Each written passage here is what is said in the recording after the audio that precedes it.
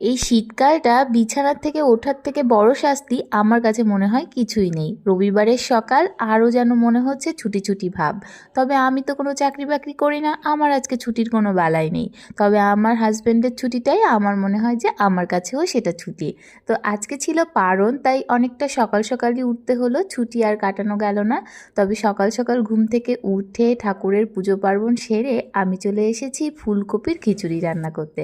শীতকালে এটা কিন্তু খুব সুন্দর একটা রেসিপি, তোমরাও একদিন ছুটির দিনে বানিয়ে দেখবে, বেশ বাড়ির সবাই মিলে বসে খাবে। তো সেই খিচুড়ির জন্য প্রথমে ডাল চাল রেগুলার মশলাগুলো দিয়ে ভালোভাবে ভেজে নিয়ে জলটা দিয়েছি একটু মেপে। আমার হাজব্যান্ড আবার ঝুরু ঝুরু খিচুড়ি খেতেই বেশি পছন্দ করে, সেই জন্য আজকে ওর যেহেতু ছুটি, তাই ওর পছন্দ মতোই আজকে খিচুড়িটা করলাম। আর সঙ্গে ছিল গরম গরম বেগুনি। খিচুড়ি আর বেগুনি, আর কি চাই বলো তো। তো এই রেসিপিগুলো দিয়েই আমরা আজকে সকালের ব্রেকফাস্টটা সেরে নিয়েছি। পরিবারের সবাই মিলে রবিবারের ছুটির দিনে একসঙ্গে বসে খেয়ে নিয়েছি। আর এদিকে ঘুম থেকে উঠে ব্রাশ করে আমার সোনা বাবাও বাড়িতে দাদাজি আর বাবার সঙ্গে বসে গেছে গরম গরম খিচুড়ি আর বেগুনি খেতে।